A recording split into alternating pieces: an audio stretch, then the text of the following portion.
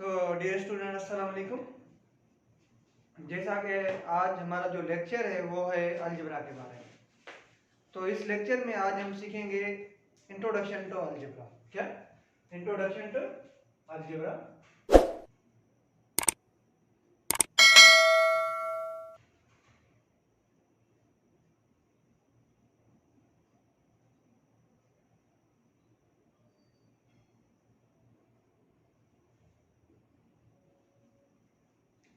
सबसे पहले हम देखेंगे कि अलजेब्रा का इंट्रोडक्शन जो है वो किसने दिया है।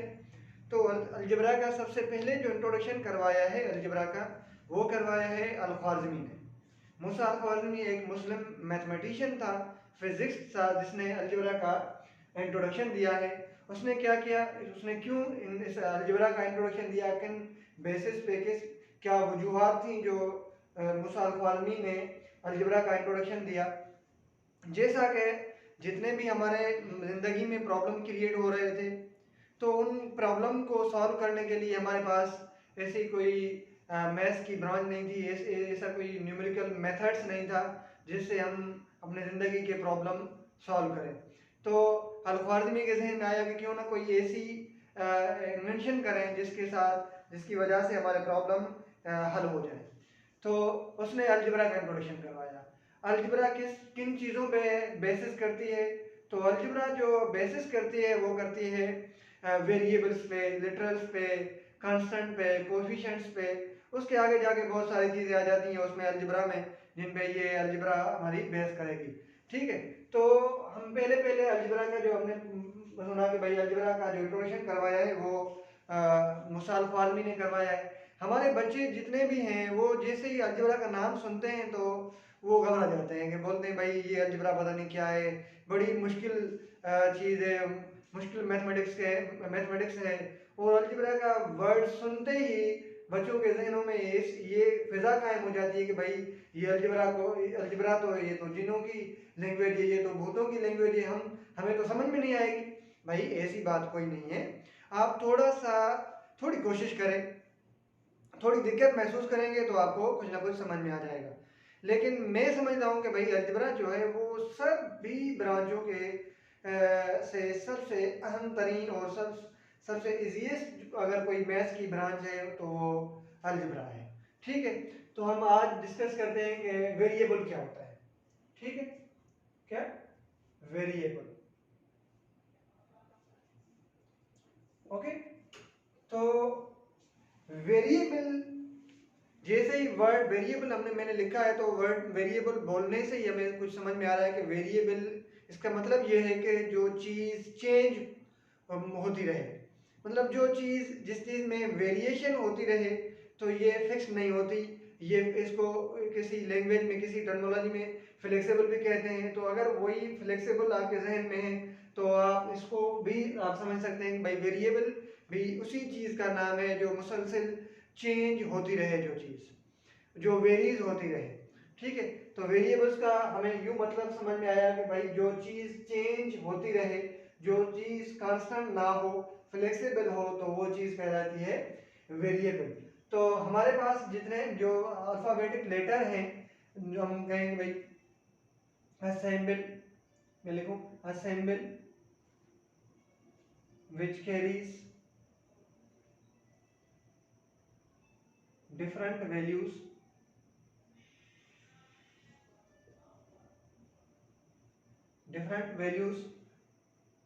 at different time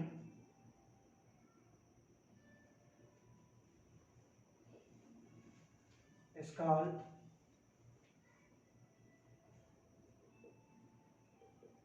variable. ये भी एक वेरिएबल की डेफिनेशन हो सकती है। अगर हम इसको देखेंगे भाई वेरिएबल आर वेरिएबल या assemble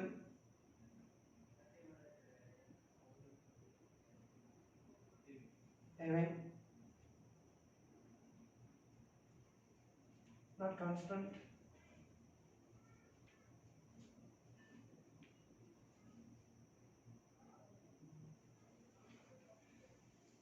it is also called as a variable.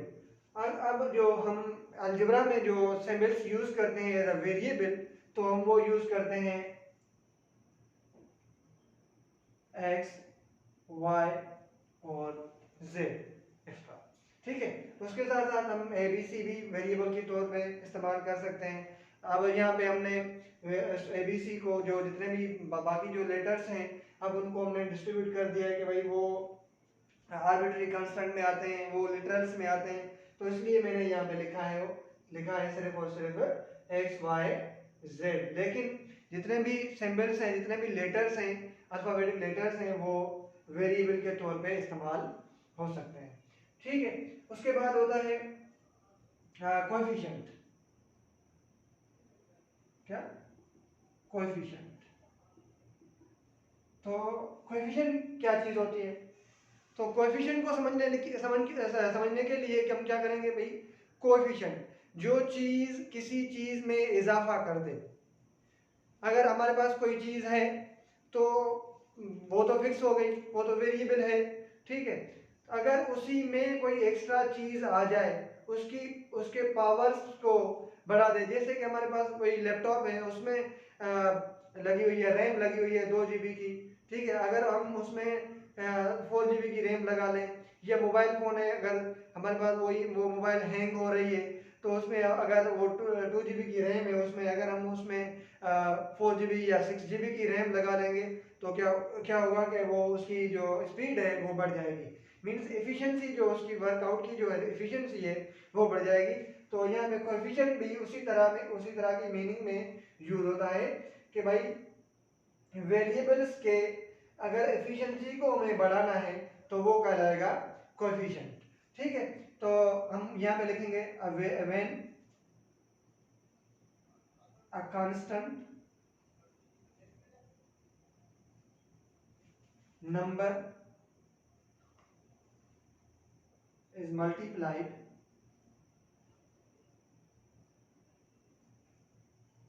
by a variable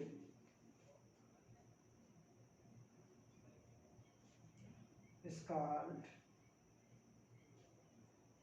coefficient। ठीक है, तो हमें क्या समझना क्या है? कोएफिशिएंट को समझने के लिए हमें ये सोचना है कि भाई समझना है कि ये कोएफिशिएंट क्या चीज होती है। जो चीज जिसके अगर हमारे पास कोई भी चीज हो, उसको कोई एक्स्ट्रा चीज आ जाए, उसकी इफिशिएंसी को बढ़ा दे, उसके वैल्यूज को बढ़ा दे, उसकी डिमांड को बढ़ा दे, तो उसको हम बोलते हैं कोएफिशिएंट। और अब अलजेब्रा में क्या है कि कोएफिशिएंट जब किसी वेरिएबल्स के साथ हम कांस्टेंट को मल्टीप्लाई कर दें तो वो कांस्टेंट कोएफिशिएंट कहलाता है।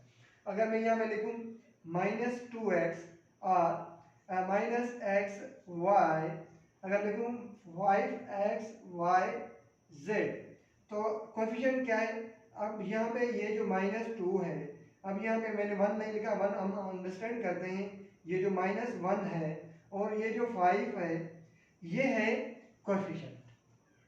अब क्या है, ये कांस्टेंट नंबर वेरिएबल्स के साथ मल्टीप्लाई हो रहे हैं। अब -2 क्या है, x के साथ मल्टीप्लाई हो रहा है। x के साथ जब -2 मल्टीप्लाई हमने किया, अब इसने इंडिकेट किया 2 ने कि x के वैल्यूज को बढ़ा रहा है या कम कर रहा है, तो ये चीज जो है वो कोएफिशिएंट कहलाती है। ओके, उसके बाद नेक्स्ट चीज होती है कांस्टेंट। अब कांस्टेंट क्या है? कांस्टेंट का मतलब ये होता है कि जो number which is fixed, a value which is fixed. तो जितने भी हमारे पास नंबर हैं, जितने भी हमारे पास सिंबल्स हैं, अगर उनका कांस्टेंट वैल्यू है तो वो कहलाते हैं कांस्टेंट। जितने भी नंबर हैं 1 2 3 4 5 6 7 8, जो भी नंबर हो, प्राइम नंबर हो, रियल नंबर हो, जितने भी सारे नंबर हमारे पास मौजूद हैं, तो वो सारे के सारे नंबर क्या कहलाते हैं? कांस्टेंट नंबर कहलाते हैं। ओके, उसके बाद होता है हमारे पास जो है वो है पॉलिनोमियल। क्या? पॉलिनोमियल।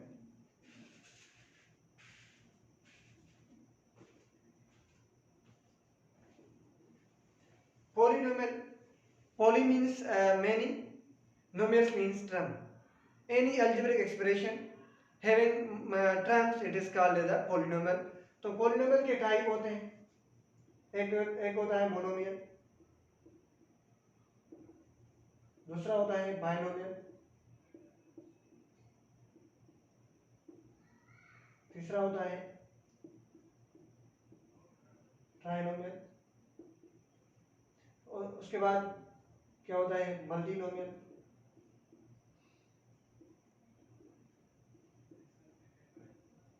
ओके, तो मोनोमियल क्या होता है? मोनोमियल हम इसको कहते हैं ऐसा पॉलिनोमियल जिसमें एक ही टर्म हो। बाइनोमियल ऐसा पॉलिनोमियल जिसमें दो टर्म हो, ठीक है। ट्राइनोमियल ऐसा पॉलिनोमियल जिसमें तीन टर्म्स हो।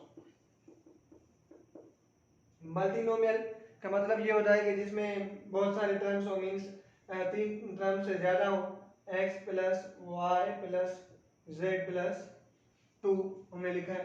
तो ये जो टाइप्स हैं ये पॉलिनोमियल के टाइप हैं। अब पॉलिनोमियल के अंदर बात होती है कि टर्म्स की, ठीक है, कि इसमें कितने टर्म्स हैं। अगर मैं यहाँ पे लिखूं x प्लस वाई, अगर कोई अगर मुझसे सवाल पूछे कि भाई इसमें टर्म्स कितने हैं, तो जब कभी प्लस और माइनस यूज होगी तो ये टर्म्स को, ये वेरिएबल्स को, ये नंबर्स को सेपरेट करते हैं, ये टर्म्स कहलाते हैं। अगर मैं सिंपली यहाँ पे देखूं तो यहाँ पे दो टर्म्स हैं x plus y, it means x अलहदा है, y अलहदा है, ये कभी भी आपस में एक टर्म में इंक्लूड नहीं होंगे, ये अलहदा अलहदा टर्म्स हैं। तो इसमें कितने टर्म है? टू टर्म्स है। ओके, अगर मैं यहाँ पे लिख लूँ, अगर मैंने पहले आपको बताया कि भाई अगर प्लस माइनस किसी वेरिएबल्स के दरम्यान आ रही है तो वो टर्म्स कहलाएंगे। अगर मैं यहाँ पे लिखूँ x प्लस एक्स, ओके, मैं आपसे पूछूँ भाई ये इसमें कितने टर्म्स हैं, तो कोई बोलेगा इसमें टू टर्म्स हैं, कोई बोलेगा एक टर्म है। तो यह इसमें एक टर्म है, कितने टर्म है? One term. अब सवाल ये पैदा होता है कि मैंने आपको बताया कि भाई जब कभी प्लस और माइनस यूज होगा तो वो टर्म्स कहलाएंगे। यहाँ पे प्लस भी यूज हो रहा है, अगर मैं फिर भी बोल रहा हूँ कि भाई ये इसमें एक टर्म है, तो मैं ऐसा क्यों बोल रहा हूँ? भाई हम देखेंगे कि प्लस और माइनस तो यूज हो रहे हैं लेकिन लाइक टर्म तो नहीं। अगर लाइक टर्म है तो वो तो एक टर्म ही कहलाएगा। अगर यहाँ पे देखें ये भी एक्स है और ये भी एक्स है। अब दूसरी क्या चीज चेक करनी है? एक्स भले हो, कोई ये प्रॉब्लम नहीं है कि भाई एक्स एक्स है तो हम उसको एक टर्म कहेंगे, लेकिन हमें ये देखना है कि एक्स का पावर क्या है। अगर यहाँ पे एक्स का पावर वन है और यहाँ पे भी एक्स का पावर वन है तो ये एक टर्म कहलाएगा, इसलिए मैंने लिखा है वन टर्म। अगर मैं यहाँ पे लिखूं एक्स स्क्वायर प्लस एक्स, अगर मैं यहाँ पे आपसे आप पूछूं कि भाई इसमें कितने टर्म है, तो इसमें दो टर्म है। क्यों? कि यहाँ पे x x तो यूज हो रहे हैं और प्लस भी यूज हो रहा है, लेकिन यहाँ पे x का पावर वन है, यहाँ पे x का पावर टू है। जब पावर्स डिफरेंट होंगे तो अब और प्लस माइनस वहाँ पे यूज हो रही होगी तो वो डिफरेंट टर्म्स कहलाएंगे। तो इसमें अब टू टर्म्स, ठीक। और उसके बाद अगर मैं इसमें कहूँ कि भाई इसमें नंबर ऑफ वेरिएबल्स चेक करने हैं, क्या चेक करना है? नंबर ऑफ वेरिएबल चेक करने हैं कि इसमें कितने वेरिएबल हैं। तो इसमें कौन से वेरिएबल यूज हो रहे हैं? एक्स, तो इसमें एक वेरिएबल है, कितने? One variable.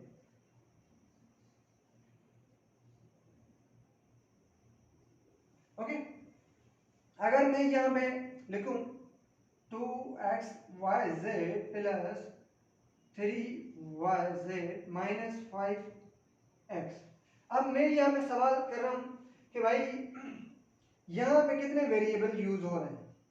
यहाँ पे लिखा हुआ है x y z plus 3yz minus 5x, तो यहाँ पे मैं कह रहा हूँ कि भाई तीन वेरिएबल है, कितने? तीन वेरिएबल। ओके, कितने वेरिएबल है? तीन वेरिएबल है। और कौन से वेरिएबल है? X y z, x y Z.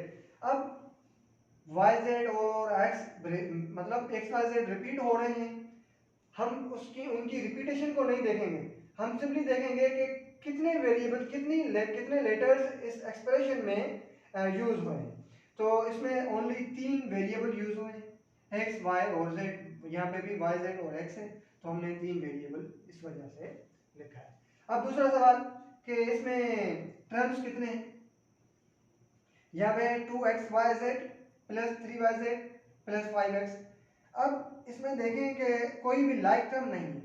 Like term का मतलब यह है कि इसमें अगर 3 वेरिएबल यूज हो रहे हैं एक ही टर्म में x y z, अगर यहाँ पे भी x y z होते तो ये एक टर्म कहलाता।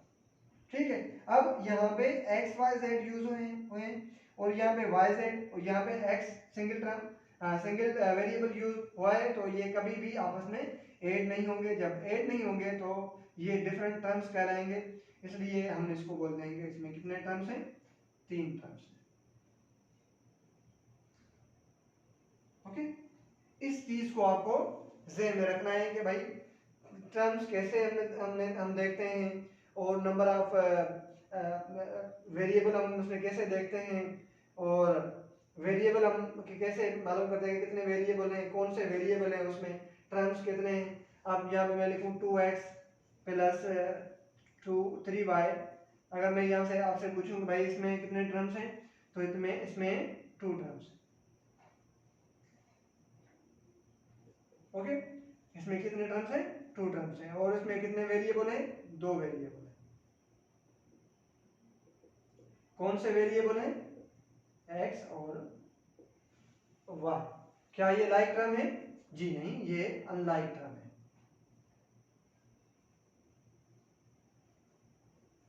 उसी वजह से ये कभी भी आपस में ऐड नहीं होंगे। 2x प्लस 3y मतलब एक टर्म कभी भी नहीं बनेगा। ओके, नेक्स्ट है हमारी एडिशन और सब्ट्रैक्शन। हम एडिशन और सब्ट्रैक्शन कैसे करते हैं, ठीक है। तो सबसे पहले हम करते हैं एडिशन।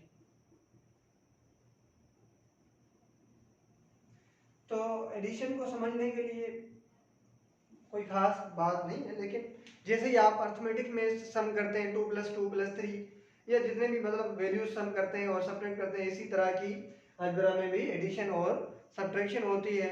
तो अगर मैं यहाँ पे लिखूँ x + 2y + 3z एक एक्सप्रेशन है, दूसरा एक्सप्रेशन है 2x + 3y - z। अब हमें क्या करना है, इन एक्सप्रेशंस की एडिशन मालूम करनी है। तो हमारे पास 2 मेथड्स हैं, एक होता है हॉरिजॉन्टल मेथड,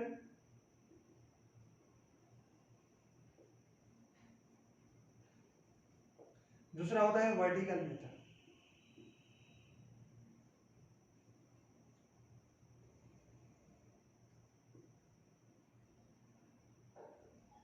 ओके, एक हॉरिजॉन्टल और एक वर्टिकल मेथड। तो हमें सॉल्व करना है इसको फर्स्ट सबसे पहले हॉरिजॉन्टल मेथड के साथ।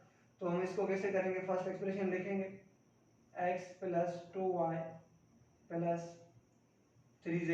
अब इसमें इसको इस फर्स्ट एक्सप्रेशन को ब्रैकेट में लिखने की कोई ज़रूरत नहीं है, लेकिन आप लिख लें, क्योंकि आगे आपको अगर कोई नंबर यहाँ पे गिवन होगा तो उसको मल्टीप्लाई करने में आसानी आपको हो जाएगी। इसको आप ब्रैकेट में बंद करें, उसके बाद इस कॉमा को हटाएं। इसमें क्या लिखा हुआ है, एडिशन करें, तो हम यहाँ पे लिखेंगे ऐड, दूसरा एक्सप्रेशन ब्रैकेट के अंदर 2x + 3y - z। ओके, अब नेक्स्ट क्या करेंगे, लिखेंगे यहाँ पे कुछ नहीं है, तो प्लस है, प्लस एंड प्लस, प्लस के साथ कोई चीज़ चेंज नहीं होती, तो हम साइन लिखेंगे x + 2y + 3z plus and plus plus 2x plus and plus plus 3y plus and minus z। अब क्या करेंगे, अब जो लाइक टर्म है उसके लाइक टर्म के साथ लिखें।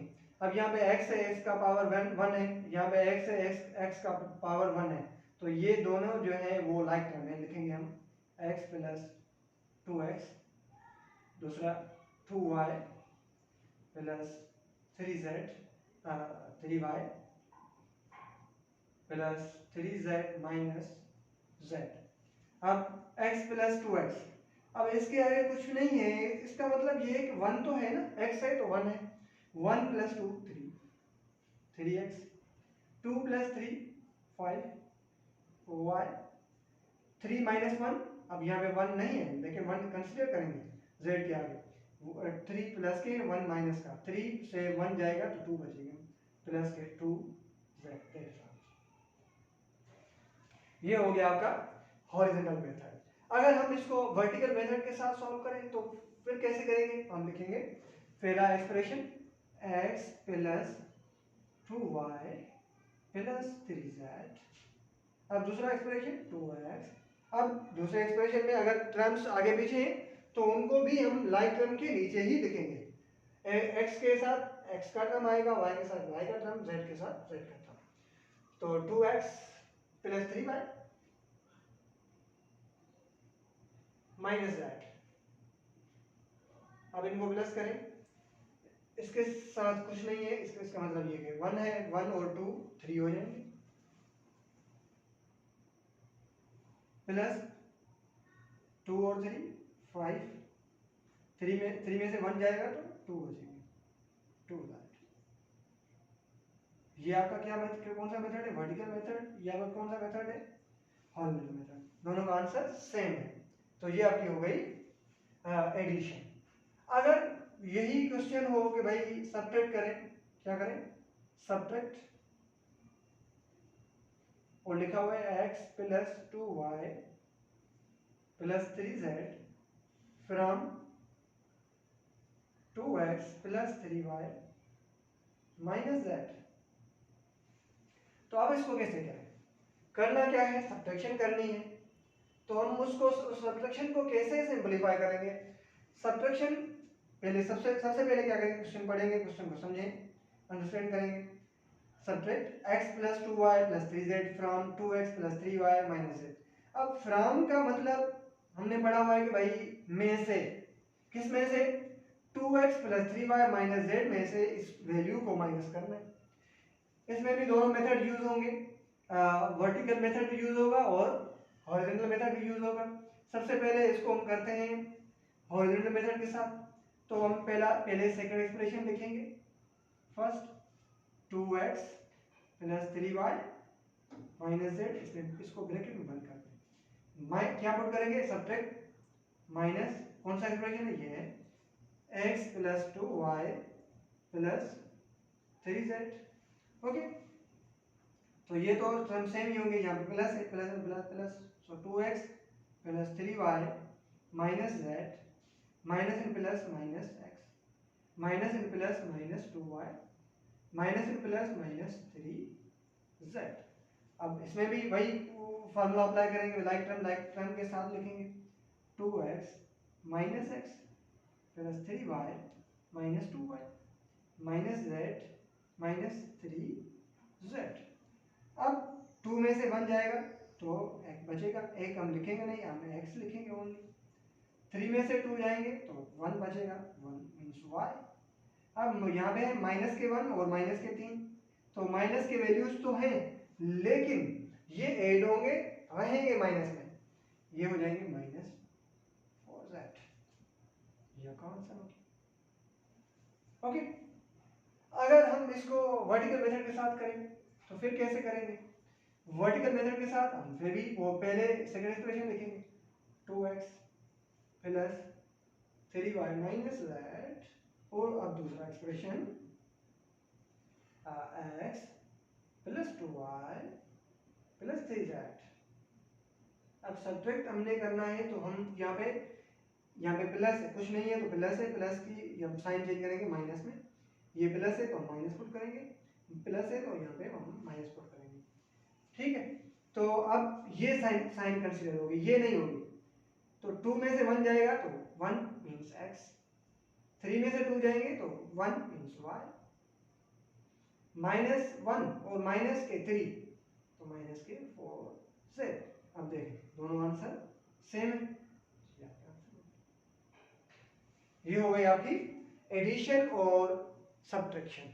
ओके, अगर हमें मतलब कोई सम गिवन हो कि भाई इसमें आप सिंप्लीफिकेशन करें, तो सिंप्लीफिकेशन कैसे होती है, जैसे हमने अर्थमेटिक पढ़ते हैं, वैल्यूज की addition multiplication means BODMAS rule use करते हैं। अब क्या बोडमास रूल इसमें अलजेब्रा में भी यूज होता है? जी हाँ, अलजेब्रा में भी बोडमास रूल भी यूज होता है और ब्रैकेट का भी ब्रैकेट की भी इन्वॉल्वमेंट होती है। तो आप देखते हैं कि भाई वो बोडमास रूल और ब्रैकेट कैसे सिंप्लीफाई होती है। ठीक है, अब हम देखते हैं कि सिंप्लीफिकेशन कैसे होती है। अगर कोई सम जिसमें एडिशन बहुत बार यूज हुआ हो या माइनस भी यूज हुई हो, ब्रैकेट भी यूज हुई हो, तो उसको उस प्रॉब्लम को हम कैसे सॉल्व करते हैं।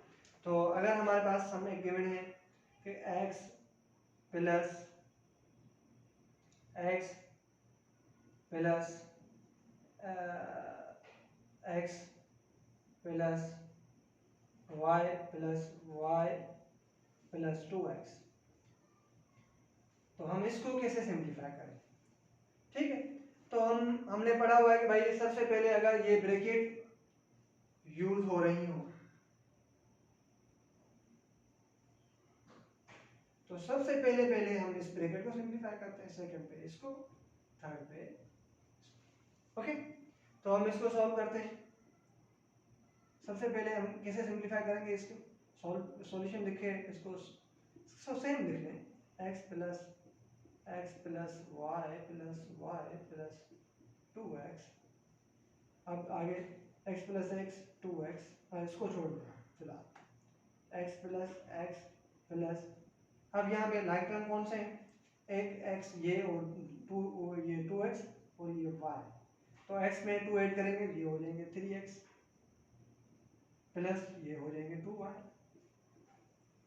अब क्या करेंगे, x plus plus into plus plus 3x plus into plus 2y। Okay, तो अब क्या करेंगे, x प्लस x 2x और 3x ये हो जाएंगे 5x, और ये इसमें ये लाइक टर्म दूसरा टर्म है ही नहीं तो इसको एज इट लिख लेंगे 2y, दैट इज आंसर। इस तरह की मतलब होती है सिंप्लीफिकेशन। ओके, तो मैं समझता हूँ आपको बहुत कुछ समझ में आया होगा। मिलते हैं नेक्स्ट वीडियो में। थैंक यू, अल्लाह हाफ़िज़।